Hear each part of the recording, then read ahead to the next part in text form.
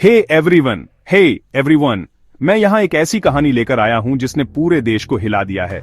एक ऐसी कहानी जिसे भूलना आसान नहीं।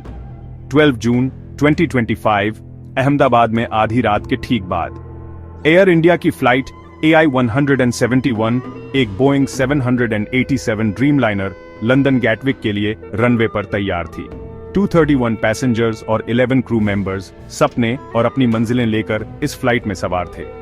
लेकिन टेक ऑन ऑफ के कुछ ही सेकंड्स बाद सब कुछ बदल जाता है। प्लेन ऊपर उठता है सिर्फ 600 फीट ऊपर और फिर अचानक राडार से गायब। ये सीधे मेघानी नगर में क्रैश हो जाता है, जो एयरपोर्ट के ठीक बगल में एक भीड़भाड़ वाला इलाका है। लपटों से रात जगमगा उठती है।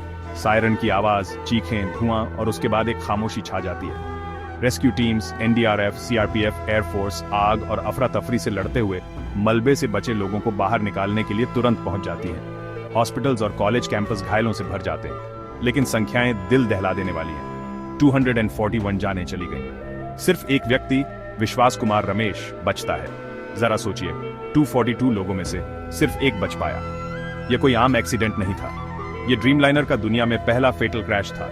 यह भारतीय इतिहास की सबसे जानलेवा हवाई त्रासदी बन गई है। इन्वेस्टिगेटर्स तुरंत ब्लैक बॉक्स रिकवर कर लेते हैं। अब हर कोई जवाब चाहता है। भारत का DGCA, US FAA और NTSB, यहां तक कि बोइंग और UK अथॉरिटीज भी जांच में जुट जाती हैं। शुरुआती रिपोर्ट्स एक बड़ी गलती की ओर इशारा करती हैं।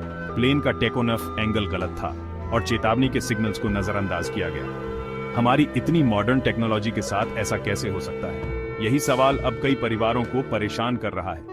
एक गलती, एक सिस्टम फेलियर और 241 परिवार हमेशा के लिए बदल गए।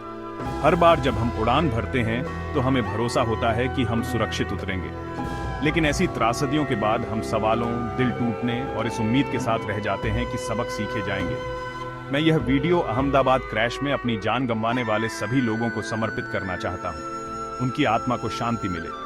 अगर आपको जागरूकता फैलाने में विश्वास है, यह सुनिश्चित करने में कि ऐसा दोबारा कभी न हो, तो इस वीडियो को लाइक करें, शेयर करें और सब्सक्राइब करें। इन कहानियों को जिंदा रखें, क्योंकि याद रखना बदलाव की पहली सीढ़ी है। सुरक्षित रहें, अपना ध्यान रखें और मैं आपको अगले वीडियो में मिलूंगा।